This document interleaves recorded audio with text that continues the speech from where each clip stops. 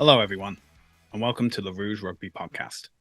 I'm Stu Hardy, joined as always by Derek Brissett. This past week, Canadian rugby lost one of its greatest stalwarts.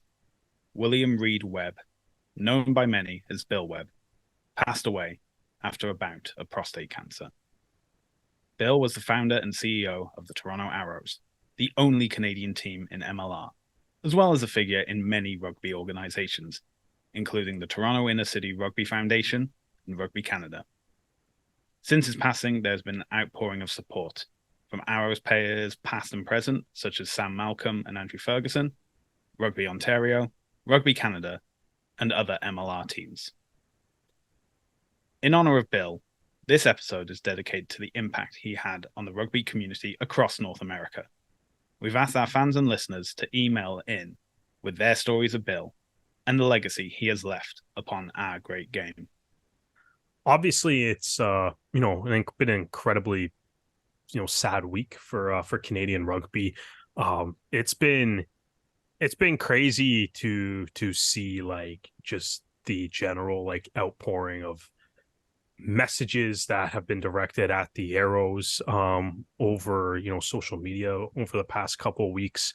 As you just kind of mentioned, Stu, like from players to like other teams in the league, like there's a lot. The Arrows on Toronto Arrows website now, they've kind of condensed that into one article, which is nice. If you want a quick look at it, you can head there. But obviously Bill had a huge impact on the Canadian rugby community, especially the rugby community within Ontario and Toronto specifically as well. So it's obviously incredibly sad. 59 is just far too young. So it goes to show you how precious life can be. And I think so we got a ton of responses when Stu, you put out the tweet and all the posts asking for people to send in their stories of Bill. So if you don't mind, Stu, I guess I'll go first on sharing. Absolutely. I guess I first met Bill in December 2018. The Toronto Arrows did a franchise launch party at Real Sports, right downtown beside the ACC. I think it was called the ACC at that time, anyways. Okay. And it was basically just like a team launch party. So I think like a handful of the first announced players that were signed, the coaching staff was there. Bill was obviously there, and a whole bunch of people just from like the Ontario rugby community were there. I didn't really know anybody there. I'm not even sure how I got invited to this. I think I wrote like one article on like Layman Sports back in the day that was like, oh, like Toronto's getting a rugby team. And off of that, I guess I got invited to this party. So me and my buddy Robbie went.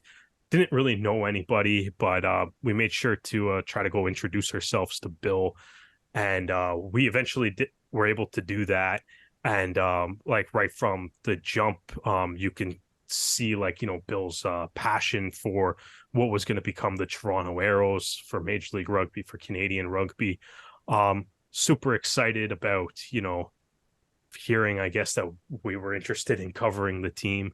From there, he introduced us to like Brock, and we had a couple quick conversations with them, and then didn't really touch base with him again until the season actually got going.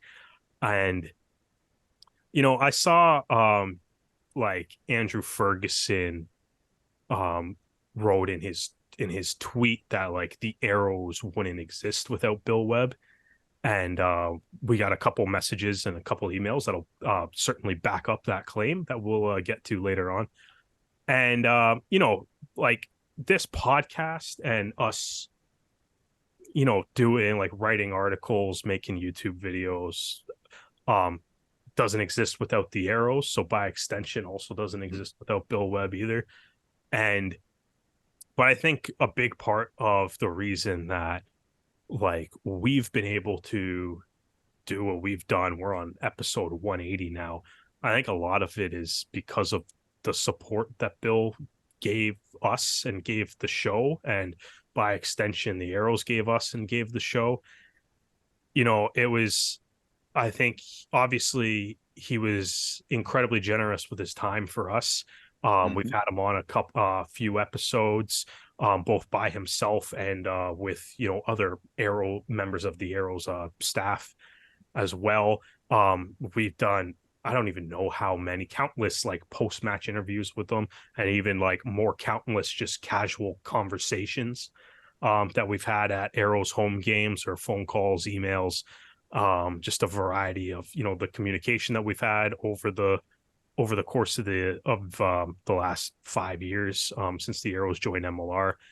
And I think like a big reason, I do genuinely think like a big reason that I mean like the success that we had was like um you know Bill's like enthusiasm for the game of rugby, and just the general like encouragement that he gave us for at least when I started, when it was layman sports, and then also doing the Rouge Rugby podcast with Dan when that started. And then that kind of shifted to just basically just being Rouge Rugby with its own website and everything and what it is now. Just like his enthusiasm for the show, and the fact that there was people, just willing to give their time to cover the Toronto Arrows. How generous he was with a group of people that have like no real media background. Well, at least I don't. I know you have some, but for somebody like myself that has like no real media background, and like I only ever played rugby in high school, so like I have like zero rugby credentials as well. But still like the enthusiasm for basically a show and a media outlet that the Arrows had, that was created by people with the only real credential that they had was their fans that just maybe just like him also loved rugby a lot, and wanted to maybe kind of shared a little bit of that idea of wanting to see the game grow and trying to figure out our own way of doing it. But Bill gave us like all the access to the team we could possibly ask for. um you know i've I've never once have heard an Arrow player say no to an interview or any sort of media request that we've had. And I think a lot of that, when people talk about the Arrows culture, as we've talked about culture a lot on this podcast over the past few years, it always starts from the top. And I think with the Arrows, it's like the top was obviously Bill. And, I guess what I don't really know if I'm conveying this in the best possible light or the best possible way. But it's like, I guess what I'm basically trying to say is like, to a degree, like I don't think this podcast exists without Bill either. And just like the support that he was, gave us over the years. And it was always great talking to him, because I don't think I've ever heard anybody speak so like passionately, enthusiastically and optimistically about rugby in Canada as Bill did. And like his legacy will live on with the Toronto Arrows. And hopefully that'll continue, and hopefully the team continues to go like in the vision that he developed, because there's honestly like there's few greater people in Canadian rugby than Bill Webb. And it was sad to hear of his passing, and thoughts go out to the entire Webb family. And he's going to be missed. Arrows game days will not be the same. Absolutely not. And yeah, so as you mentioned, Bill always had time for the Rouge Rugby. He would always, respond to questions, respond to emails. And I guess I have like two particular stories. Well, one is more of a general experience, and it's as you mentioned, the Webb family that have that were at his side when he passed. In particular, his two sons, James and Stephen. And whenever either of them had the opportunity to represent Canada, I know that they've had that over the past couple of years. Bill would always beam and always talk, and you could tell how proud as a father he was that his sons were playing the game, representing their nation. And he even mentioned when I think it was the under 21s went to Uruguay to play Spain and Uruguay as part of their preparations for qualifying for the Junior World Trophy or whatever it's called now. And he was saying that it was just me, his wife, and a few other Canadians there, and they were being just as loud as all the Uruguayan fans that had turned up for that game as well. And that obviously spoke to his passion not only for Canadian rugby, but also just for seeing how far his two sons have come along and how proud. And it was, an open secret that he would one day would have loved to see his boys play for the Toronto Arrows.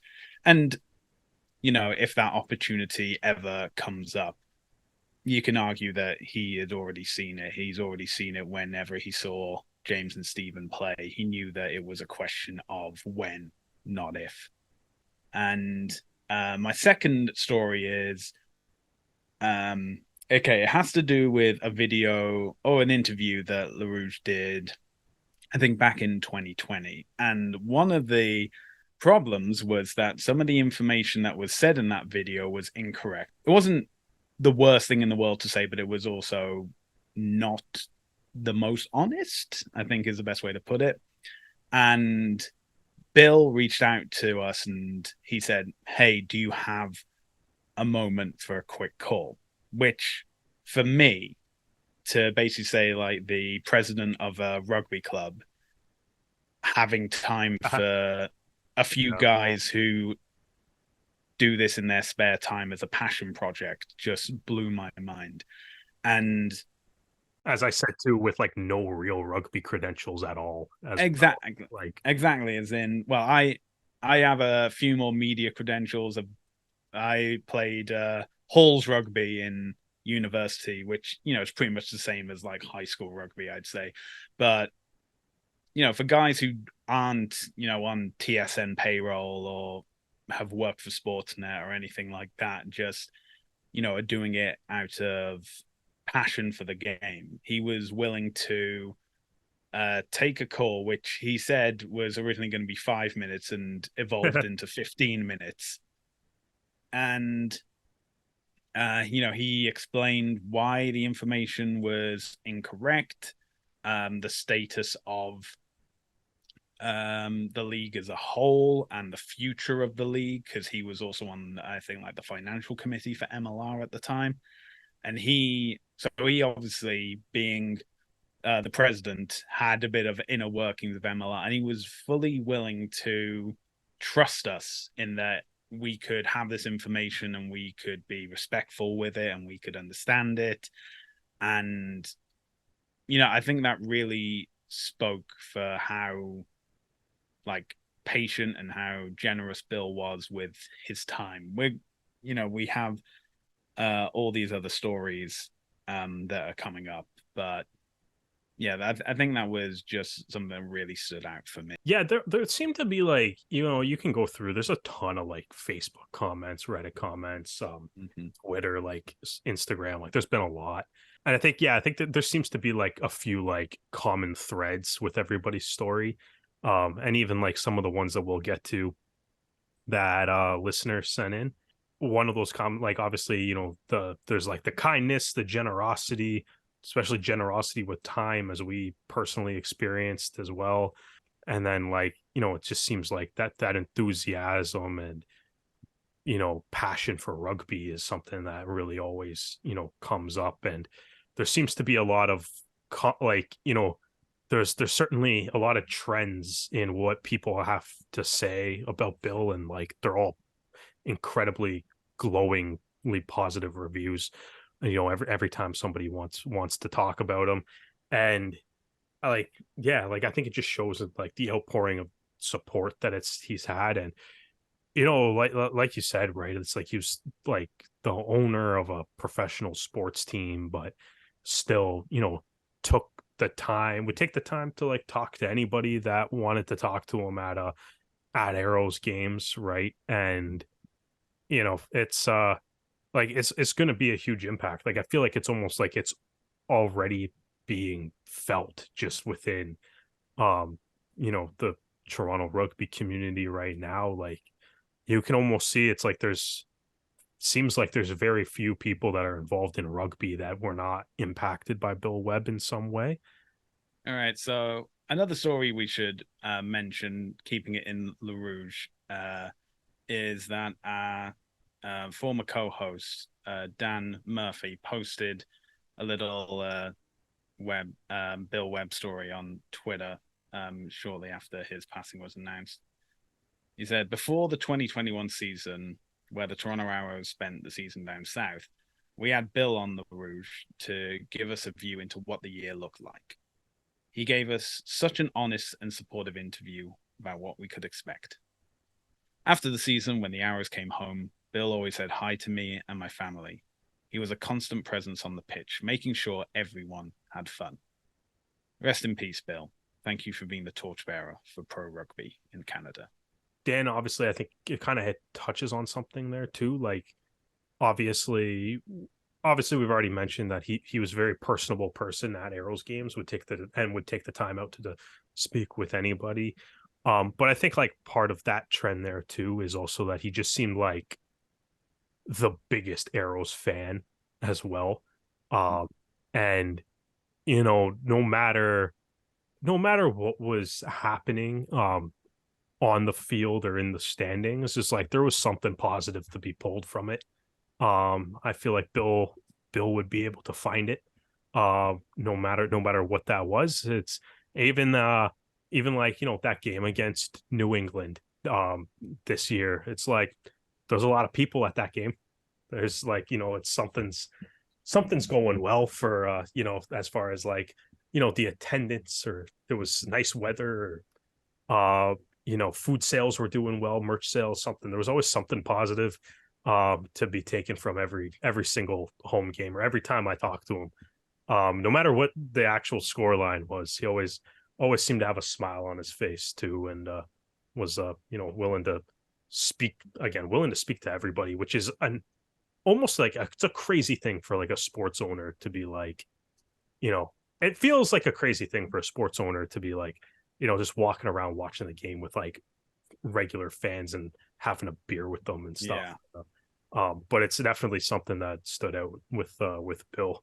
All right, we'll move on to talking about the stories that have been emailed into us, and we're going to start with a man who knew Bill well from their time at the Arrows, and that's so we had an email from Mark Winokur, and he says, I have a million of these, as you can imagine, but the most important one is the birth of the Arrows. The Glendale Raptors, who had already been accepted into MLR for 2018, had come north in May 2017 for a friendly game against the Ontario Blues, who I, Mark, managed at the time. I did not know Bill at all, but he was at the game, which we won 45-23. Pretty convincing against a team of contracted players. Right after the final whistle, Bill came down and introduced himself and said, "Good win. Do you think you could compete in that league if you had the money?" I shook his hand and said, "Heck yes." It wasn't heck, but it did end with a CK. And he said, "I will call you tomorrow." And the rest is literally history. Yeah. So I think that's obviously, it's a great story. It's obviously the Arrows, like the Arrows origin story. And yeah, I mean, it backs up pretty much everybody that's ever said that. Yeah, like the Arrows wouldn't exist without Bill Webb. right? Being the man that seemed that initiated turning the Ontario Blues from a provincial representative team into a professional rugby team. Obviously going through the Ontario Arrows phase and then ultimately to the Toronto Arrows and joining MLR. And I think one of the things, we always, this podcast and MLR fans in general seem to always expansion and where teams can go is always a topic, no matter what's happening in the league. And, it's one of those things where it's like, there's a lot that needs to happen in order for like the MLR to award a city a team or an ownership group a team. You need the passion, the drive, the desire to actually do it, and obviously the money too. Yeah. And the Arrows and Bill Webb, I think, found an awesome combination of somebody that has all of that.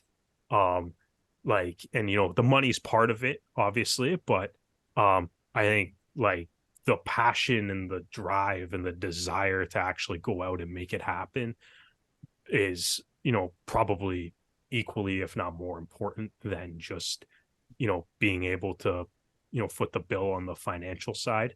Very like Mark in his email, and like it's only it's really like it's a handful of lines long, and but just a couple paragraphs, but it does kind of show that like without Bill, like there's no Toronto Arrows, there's no professional rugby in Canada. Yeah, it really speaks for Bill, as in he knew that he wasn't the coach, he knew he wasn't the manager, but he knew what he could contribute, and he had that desire to help out wherever he could. And obviously those initial conversations, those initial plans then line up to the team we now have today. So obviously, we've been kind of talking about like Bill had obviously a huge relationship with fans. So a couple fans did take the time to write in. One such fan was Karen Gasparino, who obviously is part of the Arrows Up fan group and various other Toronto Arrows fan clubs, support clubs. So she wrote in and said that when the Arrows were in the queue to join the MLR, Bill called me and talked to me about his vision. We spoke for over an hour. They just played as the Ontario Arrows. He asked me what I thought as far as keeping the name Ontario or to go with Toronto. He explained the rich tradition Toronto teams enjoy, especially the Leafs and Jays. He said that Leafs Nation pride we all have an affinity toward was the goal. That's the first time I had a strong inkling that the team was going to be launching as Toronto, but it wasn't official yet, and he asked that I keep it to myself until the launch. That was the first time that Bill spoke to me in confidence about team happenings. He trusted me, and I was honored. Bill always talked with me about the pathways for players and how that was the entire reason for starting the Arrows. He believed so strongly in the MLR and growing the international game. He loved the supporter group. He held up grassroots supporters because he appreciated us giving our time and money back to the team. He asked me a few times how we could partner, and he always thanked us for stroking interest. He'd stay in touch. He wasn't above everyone. He mingled. He always had time for a hug, knew my kids' names, and genuinely cared about everyone. He was a lovely man. I will miss random texts from Bill that would surprise me and make me feel so honored to hear from him. I will miss him as a person. Rugby will miss Bill because he meant so much to so many. I will follow James and Steven as they develop as players and cheer them loudest. Such a shame Bill won't get to see them in an Arrows jersey.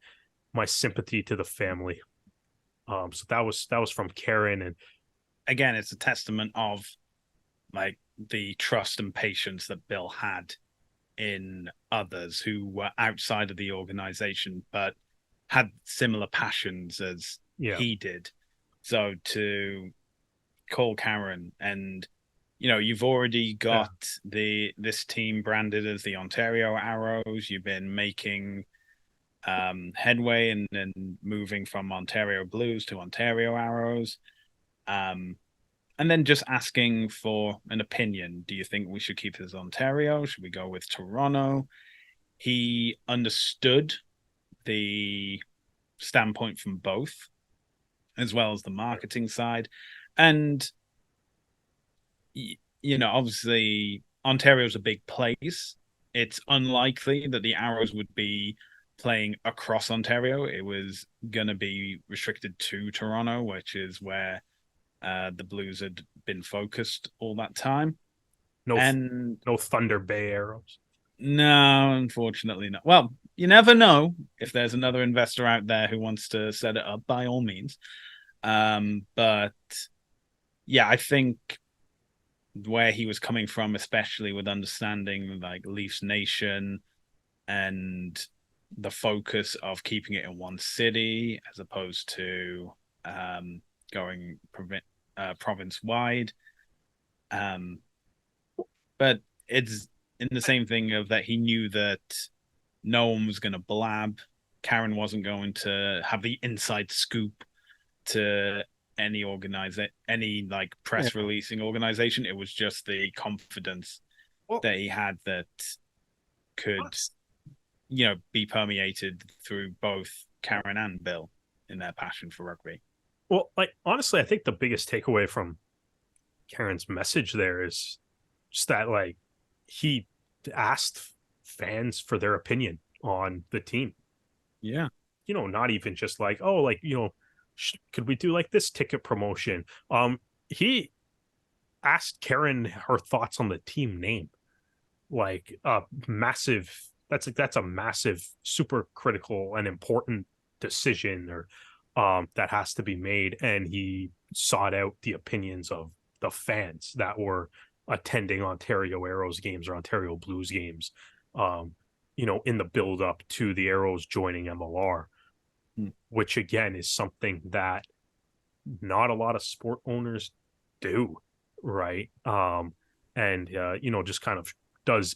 To me, that's the biggest takeaway from this is just like he was an owner that I think genuinely did care about the fan base and the fans of the team, and really kind of valued, hearing what they had to say in regards to Toronto Arrows rugby.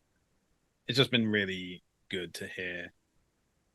Like, we obviously had the experience, but hearing these stories as well definitely plays a huge part in that. So we've had another story come in. This is from Shannon Quesnell and Lara Morgan, who are the founders of the Toronto Amazons. Many of these words will be familiar. Let the annals of history note that Bill championed everybody. We'd like to share how he impacted us. The co-ed rugby program at Toronto City was built on the theme of more rugby, more often, for more kids. This motto worked really well until a group of 12-year-old girls were going to quit because they didn't want to play with the boys anymore. They felt the boys didn't pass to them, and they didn't want to stick their faces in a boy's butt in the ruck. They wanted their own team, but there was nowhere to go.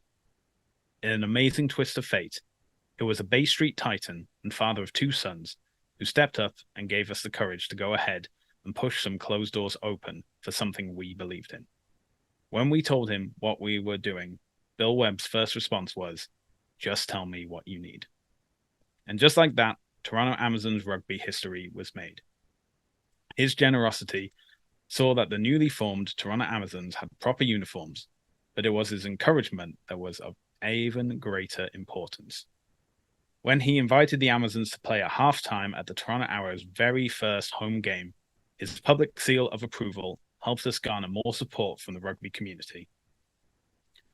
The girls took this encouragement and blazed themselves a rugby path. They registered for every tournament and brought home many wins, even in their first year. As they went along, other girls found them. Girls from across the region, including Pickering, Barrie, Owen Sound, and more, came to play, and every girl was always welcome. And we often saw Bill watching and cheering from the sidelines. As those first Amazon girls got older and moved on to various elite teams, university teams, and even Rugby Canada, the next group of girls picked up the Amazon jersey, the motto, and the fierce yet inclusive attitude that is ingrained in their culture. New girls keep finding the Amazons, and when they do, they are welcomed in. They come from hockey teams, from school rugby clubs, and because a friend told them about it. The younger girls in the Toronto City program can see their future. So far, over 150 young teenage girls have registered to play rugby for the Amazons. They have been supported by new coaches, amazing guest coaches, a wide array of rugby clubs, and some truly great companies. They are well supported because, with a little help, they continue to forge this path themselves. Bill was a role model for us to use rugby to build community. His welcoming ways and epic team parties inspired us to make our program inclusive and always fun. We will miss our champion, and will always be grateful that with all the things Bill was involved with, he found some time to shine a little bit of his sunshine our way. I have nothing to add to this. That whole story is just awesome. Like there's no notes that I have on this email. It's probably, if anything, if any story is going to illustrate that Bill's impact is not just at the professional level, it's this one. Yeah. And this is something that I've never heard Bill brag about this, of like, hey, I brought I didn't even the know Amazons here. Yeah, exactly. As in yeah.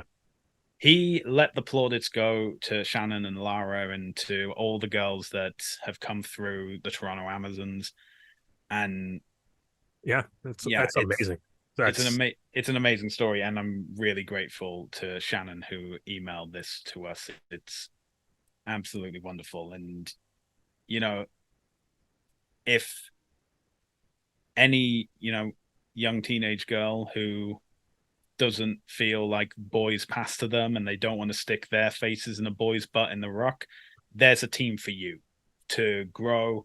And there's pathways to elite teams, university, even representing Canada on the national level.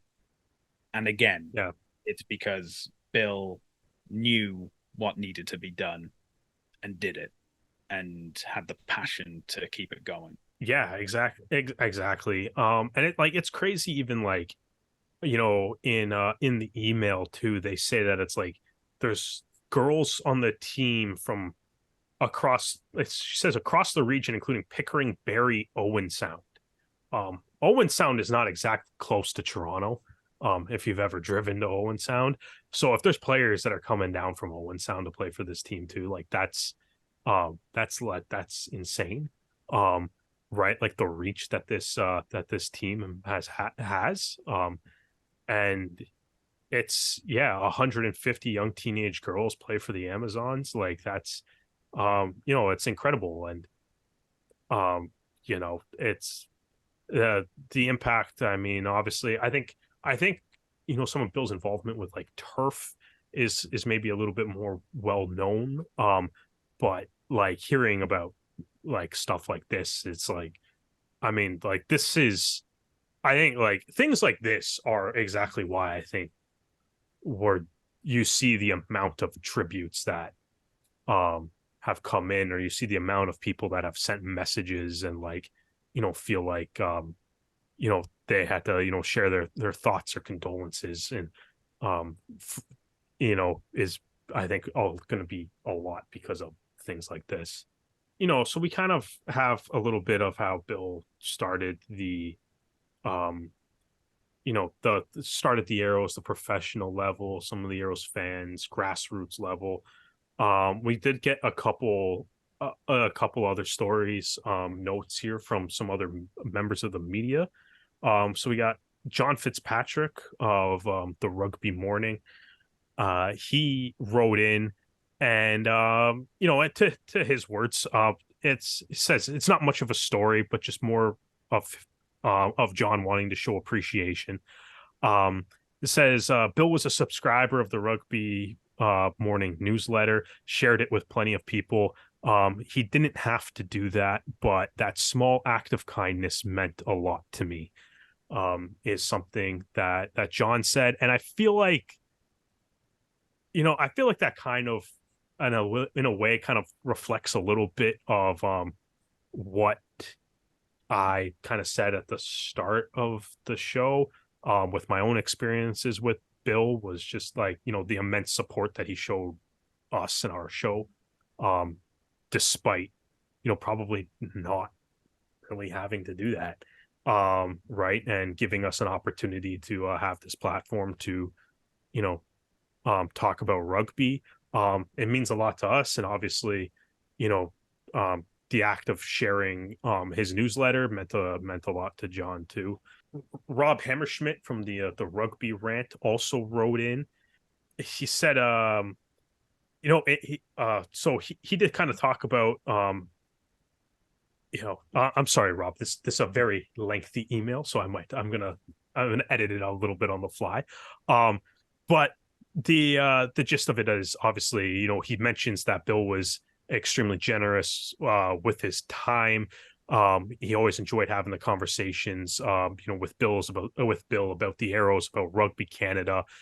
He talks about Bill's passion, and he says what he loved about Bill is that he was not driven by ego. He was driven by passion. He had no qualms about giving others within rugby an opportunity to have their voice heard. And then he tells a story about the halftime or an in-match interview that he did with Bill too. So he said in March, I had the opportunity to interview and meet Bill on the sidelines when the Chicago Hounds played host to the Arrows. He was more than happy to join me on the cold and snowy sidelines to talk about turf. We had previously engaged in conversations about the Arrows' partnership with turf. Bill was excited to share his longstanding connection to the program and express why the partnership made sense for the Arrows. It represented another act of selflessness and tremendous vision. The Arrows used the prime jersey sponsorship real estate to promote a nonprofit program for which they received no money. It was all about the passion and the vision to promote rugby in Canada. And then he adds on that after the game, Bill and I spoke at a greater length. We shared some laughs, stories, and a love of the game of rugby. It was a highlight of my first season as a sideline reporter. We lost a great rugby owner, a passionate promoter of the sport, and an absolute gentleman. I wish I could go back to that snowy afternoon at SeatGeek Stadium and share a few more minutes with Bill. And that's so that's from Rob of the Rugby Rant, and kind of touches on a handful of things. There again, just his, the passion of the game, the willingness to, take a minute to have a chat with anybody. His work developing the grassroots organizations and stuff, and being able to do that through the Arrows. It's a great story from Rob that touches on a lot of what made Bill such a great man within the rugby community. Rob also in his email added on a poem called "A Poem for Old Rugby Players." If you search "A Poem for Old Rugby Players," it's easy to find. I would suggest giving it a read. Just because it's a very lovely poem, and seems appropriate for this moment. Yeah, one thing that Rob mentioned is what I loved about Bill is that he was not driven by ego, he was driven by passion. And I think from all the messages that we've received and all the testimonies from players and organizations, I think that is very true. And especially in a time when it's very easy to be cynical about a lot of things and a lot of people, Bill's passion shone through at every opportunity. And he would gladly step aside and let someone else talk about something within the rugby ecosystem if he knew that they were the better person to speak on it. And he's mentioned turf. There's also Iroquois Roots Rugby as well, who they've had a connection with the Arrows in the past. And he was always passionate from the grassroots up. So everything if it got more kids playing rugby, it was something that he was keen to see. And even though the Arrows had statistically their worst season on record, he was always there to talk about um, what the Arrows had in the future, what they were building towards, and that for him, when we had him on the podcast the first time, he knew that getting a shield would just be a matter of time.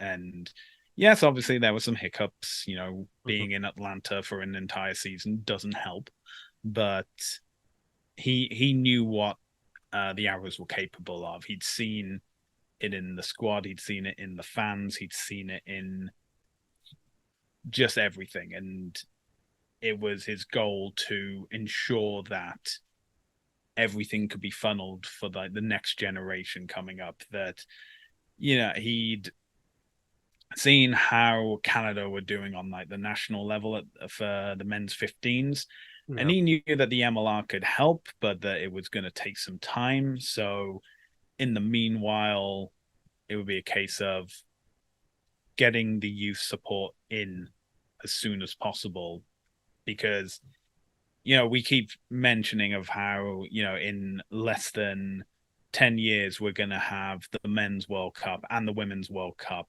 in the United States, and there are kids now who are supporting the Arrows whose goal is now, I want to play for the Arrows, I want to play for Yeah. Major League Rugby, I want to play for Canada, and I want to play at that World Cup.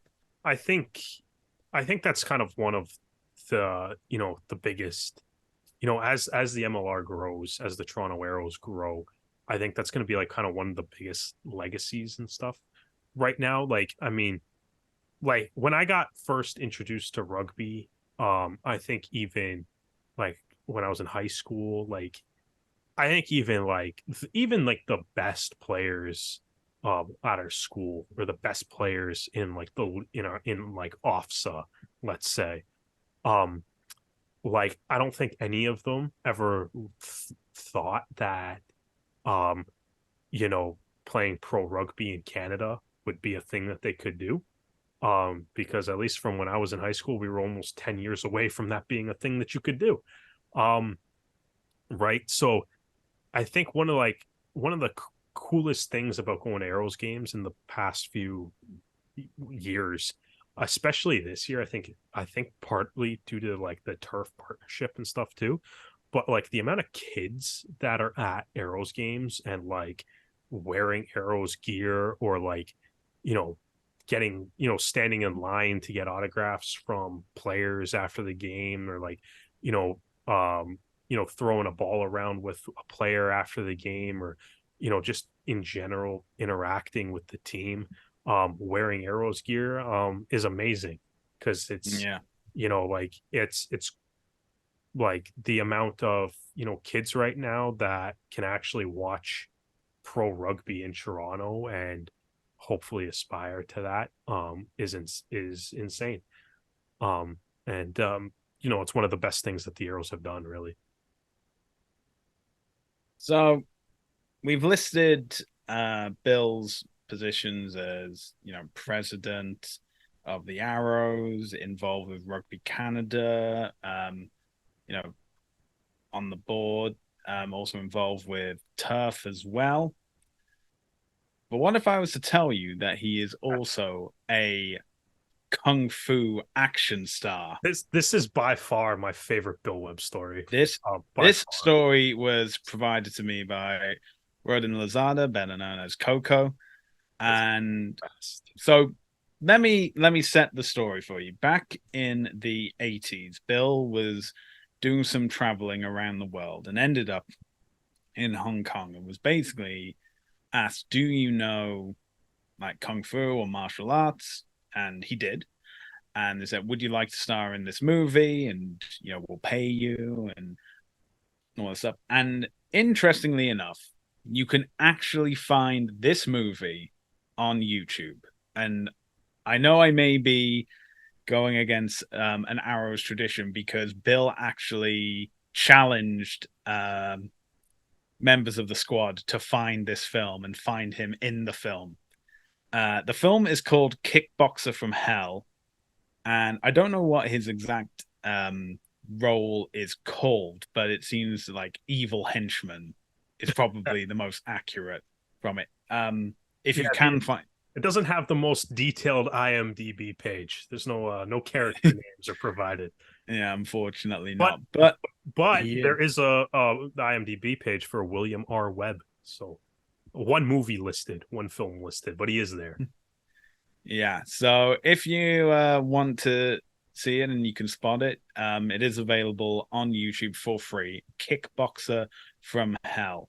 And if you do see Bill in it, you may wonder that in certain aspects of fight scenes that his hair suddenly grows in length, but that is perfectly normal for all kung fu movies, I've been told, especially those starring Bill Webb.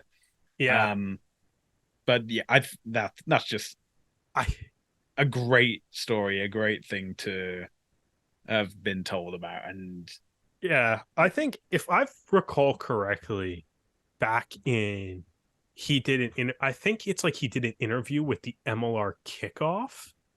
Um, if I recall correctly, I believe if it's not the MLR kickoff, it's another podcast. I should have checked first.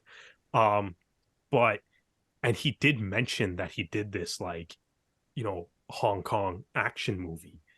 And ever since then, I've been like, because I do love myself some cheesy Hong Kong action movies, and every time I've like watched one that is from like the late 80s, early 90s era, subconsciously in the back of my head, I've been like looking for Bill Webb in these movies. I unfortunately never stumbled across Kickboxer from Hell, but so thanks to Coco for finally sending the link over. I did hear at one point, like the Arrows did watch the movie like together, like at the end of a season once. But it's it's amazing that he would like challenge guys to actually find it. I'm pretty confident that I searched up Bill Webb's name in like IMDb before and never found it, and now I'm slightly annoyed that I realize he does have an IMDb page, and I guess I couldn't put two and two together on the research skills there. The poster for this movie is incredible, by the way. Very, very early 90s.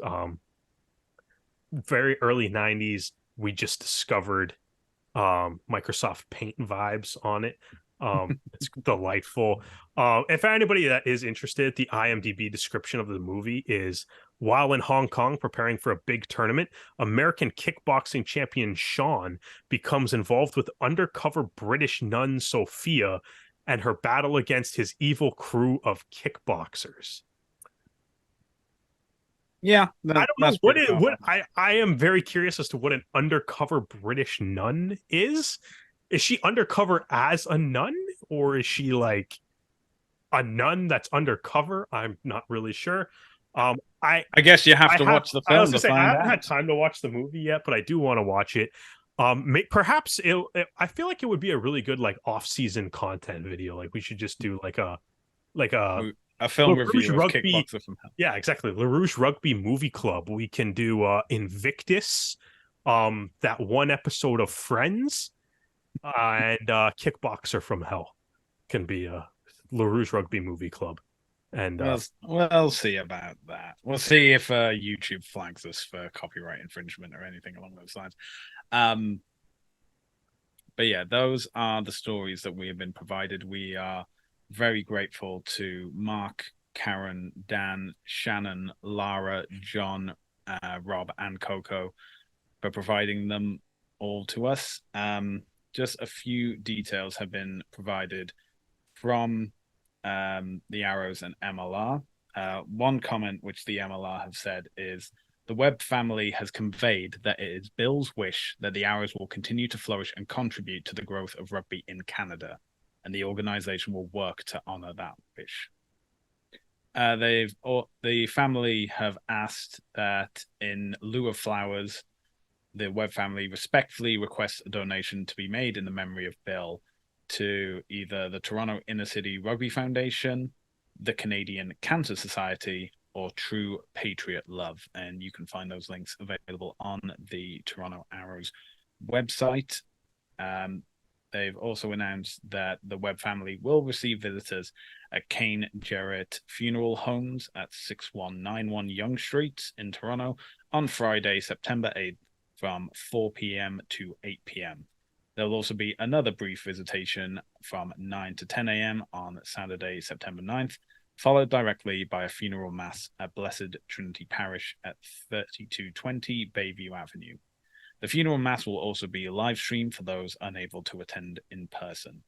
And following the funeral service, there will immediately be a reception at the Miller Tavern at 3885 Young Street between midday and 3 p.m. And if I can leave you with one thing to our listeners and to our guests, there's a phrase that often comes up during someone's passings, that the world's less bright now, a little bit darker for them to have been gone. But unfortunately, I don't agree. When there have been people like Bill who have reached out to so many people and helped so many, all it has done is allow other people's light to grow, to allow opportunities for others to keep that light and passion going. And whilst Bill's passing is sad, and if you are still processing that grief, there are those you can contact and services available to you. One thing I want to mention is that though his light may be gone, the light that he gave unto you is still there, and it's now our collective responsibility to keep that light shining. Derek, thank you for joining me, and thank you all for joining us for this special episode of the Rouge Rugby podcast. We hope you can join us again soon.